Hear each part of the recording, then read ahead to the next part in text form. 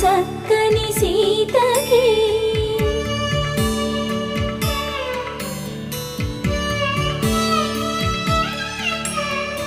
ఎర్ర జాబిలి చేయి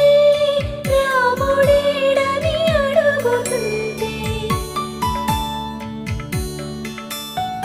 చూడలేదని పెదవి చెప్పే చెప్పలేమని కనులు చెప్పే నల్ల పూసైనా